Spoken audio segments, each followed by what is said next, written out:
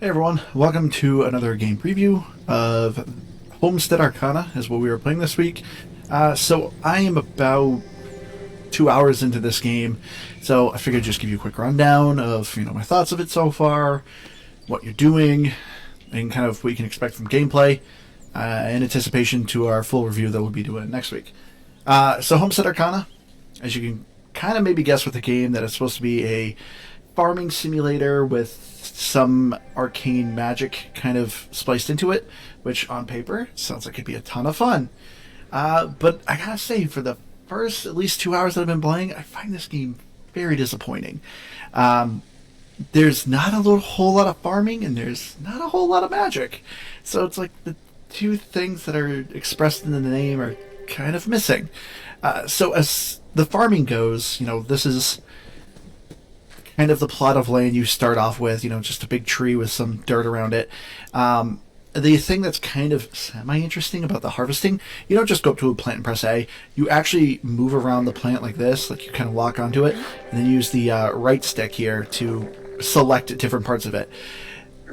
It's a cool looking mechanic, but in reality it's just tedious because, yes, I can select the leaves, but you don't do anything with them. You just go to the tomato and collect. Oh, here's the other tomato and collect. So it's just kind of something that slows you down. You have in the top left, you have your health. The bottom left, you have mana. So there is some kind of magic going on. And underneath the health is the food. So you have to manage your hunger in this game, which is just kind of busy work. So I'll just kind of eat a little bit. And as you can see, the inventory system is very much like a survival horror game where you kind of have to manage the space you have. So when you're kind of gathering fruits and vegetables here, you gotta make sure that you have some space. So you just kind of grab that. But you do it every day. Every day all this stuff kind of regrows, so it's very tedious of just like, all right, wake up, grab the stuff, grab the cotton here.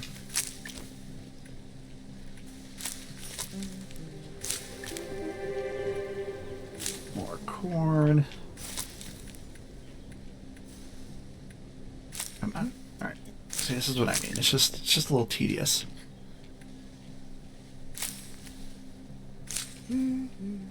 But you don't have to water these plants every day. In fact, I don't know the purpose, if there's even really a reason to water. So let's see, one of my plants over here is kind of newer. Yeah, I don't think this one's fully grown.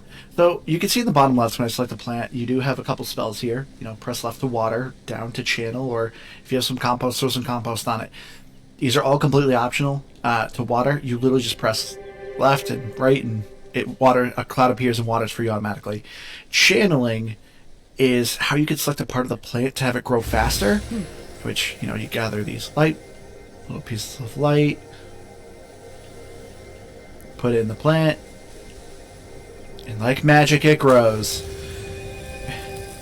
I don't know why you don't just keep channeling. I don't know why you would water instead of channeling. There's things about this game that aren't quite explained, or I don't understand, why would I just keep channeling? What's the point of watering? What's the point of compost? But once you kind of get your materials, you can go over here and craft some potions. Like I said, I'm 2 hours in, and create 2 potions.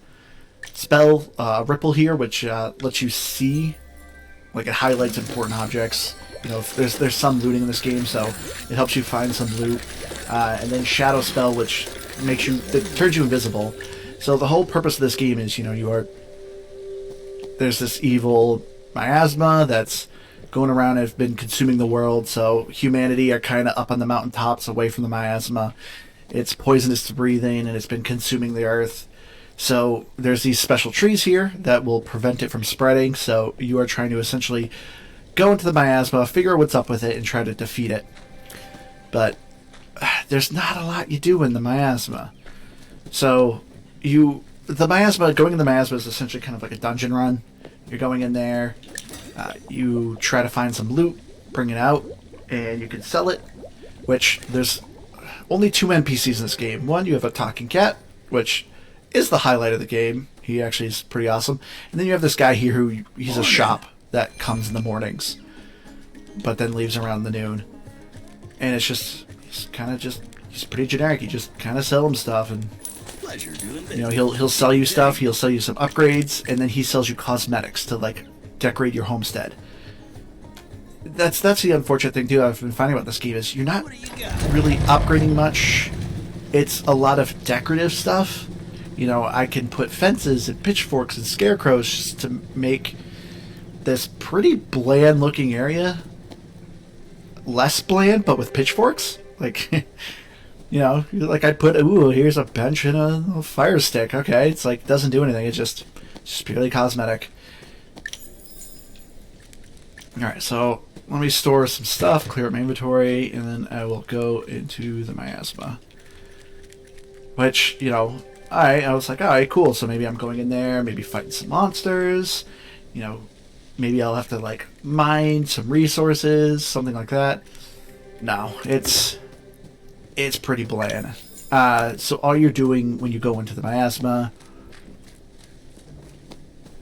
is just looking for loot. And you're essentially trying to get farther and farther in the miasma. So when you go into it, you have a very limited amount of time. You wear a mask, in which you have a timer.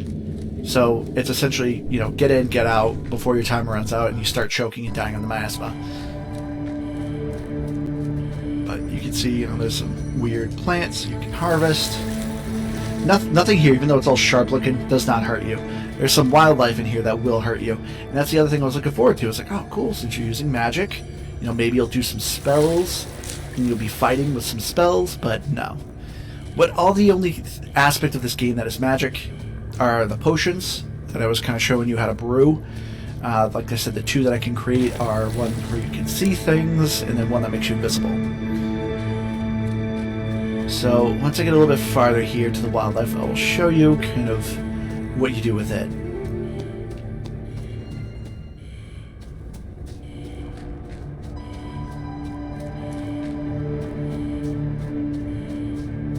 So over here, this is an area where you kind of see some of the wildlife. Now, normally you see nothing here, but if you drink a potion, I'm drinking this Ripple potion, which I said highlights enemies and things of interest. So now that I have it equipped, you see in the bottom left there's a timer. So that's how long you have the spell. So even though you drink the potion and you can now use magic, it's only temporary. So by activating it, I see that those are danger areas. I don't want to go in or the wildlife will attack me. So as I have this activated, it's draining my mana, which mana generates on its own, which is nice. You can, of course, create consumables to have it go faster, but I don't know, I usually just let it regenerate on its own. It doesn't regenerate really fast, though. Here's a lot of things over here. So if you usually can just memorize the patterns, you don't have to use your magic. Because the patterns do not change. Every time you go back in here, it'll be the exact same. So if you're good at memorizing things, you can have an easier time with this. But once you get to the farther areas, there's no way to just avoid them. You need to be invisible. So that's where the second potion comes in. Now, you'll notice some of the stuff I pick up here have like a purple goop on them. This is because I picked this stuff up in the miasma, and the whole purpose is you're grabbing this stuff. As soon as you take it out, it's permanently yours. But if I die, well, this stuff still has the purple goop on it. I will drop that stuff. I won't drop anything else in my inventory, just the stuff that has purple goop on it. So, it's kind of it's an interesting idea of like, oh, you know, it's kind of doing a dungeon run. It's just not interesting. Like I said, if I was able to do some sort of combat, but no, it's just avoiding purple circles. Like, that's not that interesting. So, this was the most interesting thing I thought was going to happen in this game. It's really disappointing. As far as the story goes, like I said, you're trying to get this miasma and try to figure out what it's about. You know, you have an aunt that mysteriously died, that your cat was partnered with, but your cat doesn't really know what happened to her. So you're trying to kind of figure out what happened to your aunt, because she was in charge of this homestead. And overall, just the story is so far very uninteresting. So, I don't know. I'm hoping this game picks up a bit more. Like I said, just what I've played with it so far, it's very generic. I was expecting a game, you know, Homestead Arcana, of managing a homestead and also having magic. You know, maybe you can do some awesome crafting with magic spells and stuff like that. But so far it's been none of that. It's just been very disappointing. But we'll find out. I'll keep sticking with it, get farther in it. Hopefully the story picks up or something. Maybe when I build my actual building and homestead, hopefully there'll be some stuff I can upgrade, and maybe there'll actually be more managing of the homestead, because all I'm doing is picking crops. That's the extent of managing the homestead. So expect a review within a week. Hope you enjoyed this video, and you know, if you're interested in it, you know, check out Homestead Arcana. It's on Game Pass. But I'll see you next week.